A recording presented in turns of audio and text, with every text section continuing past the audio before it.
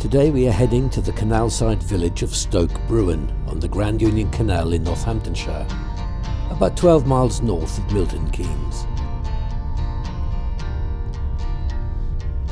Parking is available alongside the canal just off the busy A508, at the bottom of the Stoke Bruerne Flight of 7 locks.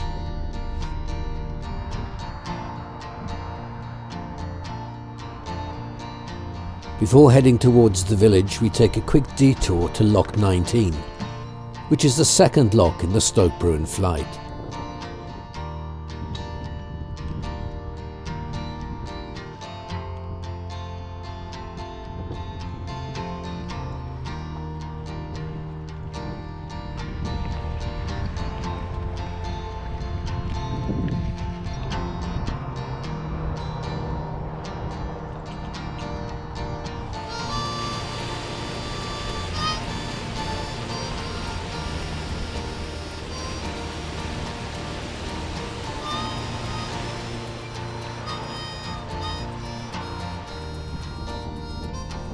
To pick up the route to Stoke Bruerne, you have to cross the main road and join a footpath just above the road bridge at Lock 18.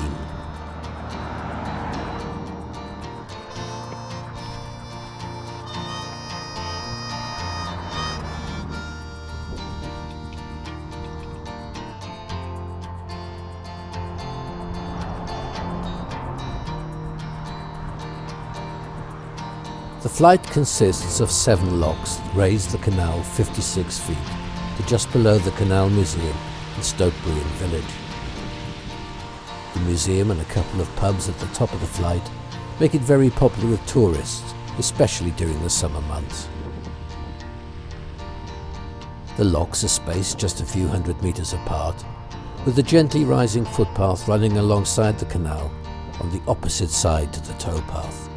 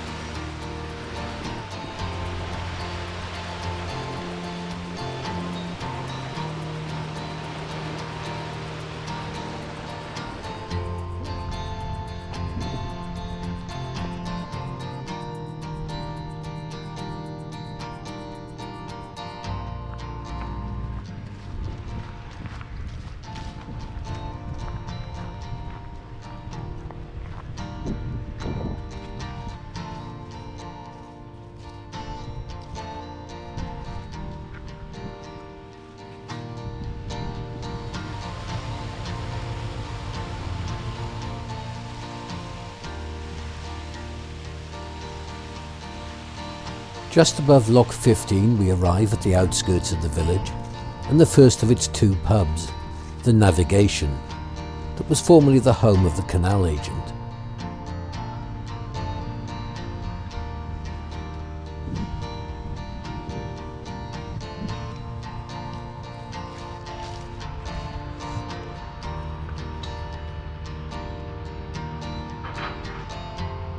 The left-hand bridge arch leads to the original but now disused top lock, while the right-hand arch leads to the newer lock that was built to speed up boat traffic.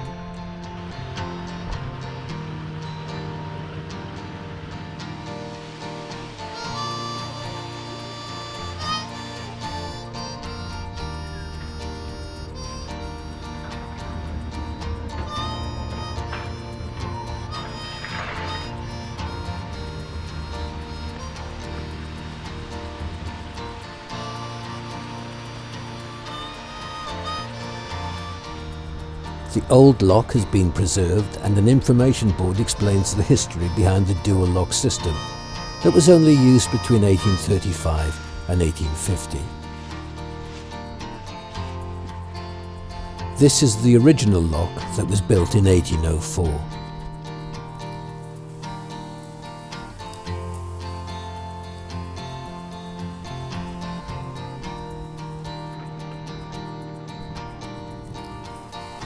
Just next to the old lock is the second of the village's pubs, the Boat Inn, which has been owned and operated by the Woodward family since 1877.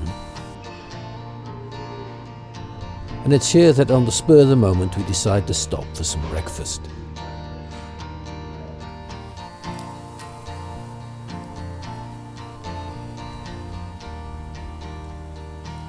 Suitably sustained, it's time for a little gongoozling, the practice of standing and staring at canal activity without participating.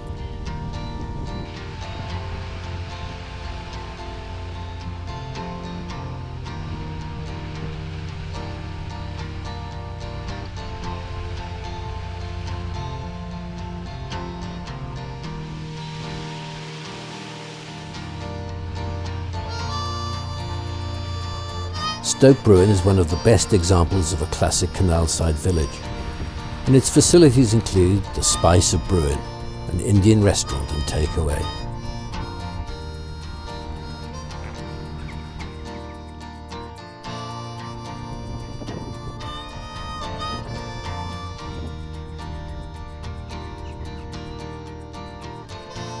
One of the old wharfside warehouses has been converted into a waterways museum.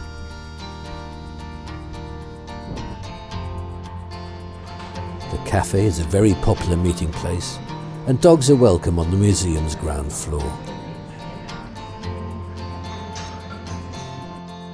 The building contains a collection covering 200 years of English canal history, and exhibits include a reconstructed butty boat cabin and extensive displays of canal memorabilia.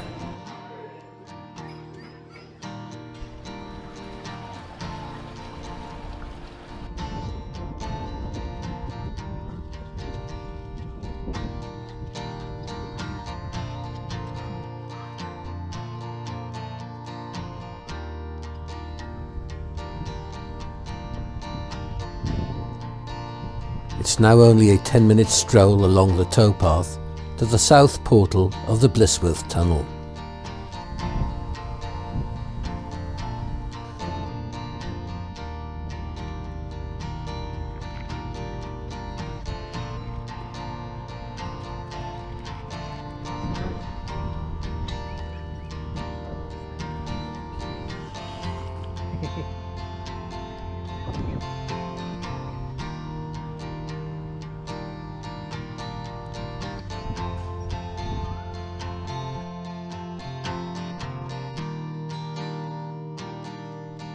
At this notice board you can take a pleasant woodland trail up over the hill and on towards Blisworth village. But if you wish to visit the tunnel entrance, just continue along the towpath.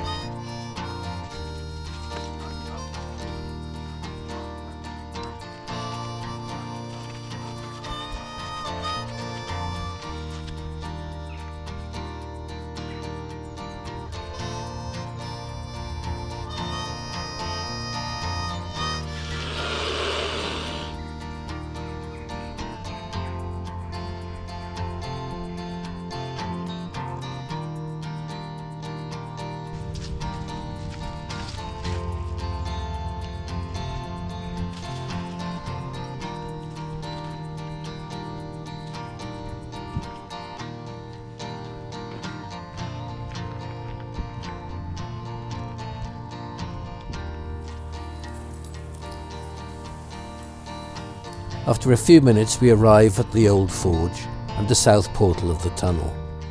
At this point you can head up the hill to join the woodland walk.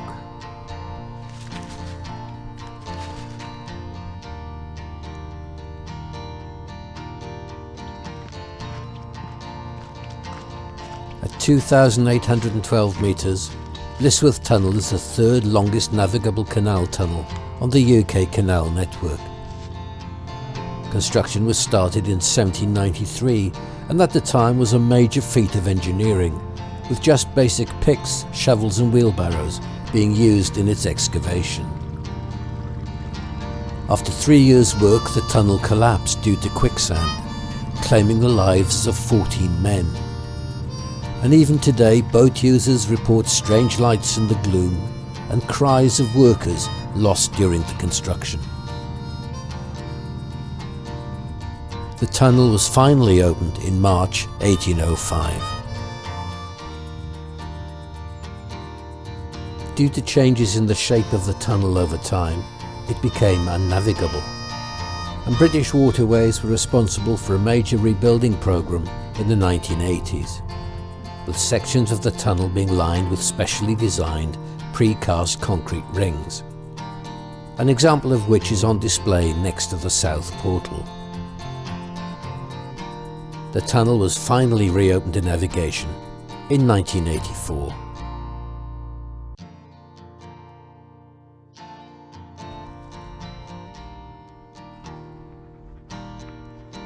Retracing our steps, we can explore the start of the woodland trail that climbs the hill and heads towards Blisworth.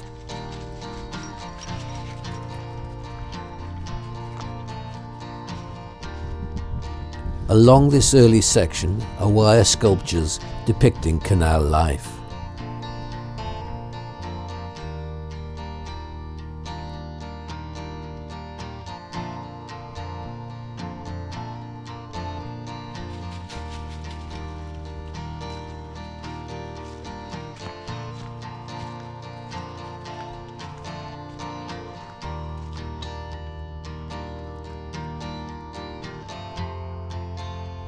This is as far as we are going today, so it's time to head back to Stoke Bruerne and onto the camper van at Lock 19. If you have enjoyed this video, please click the like button, consider subscribing to the channel and click the bell icon for notifications of new videos.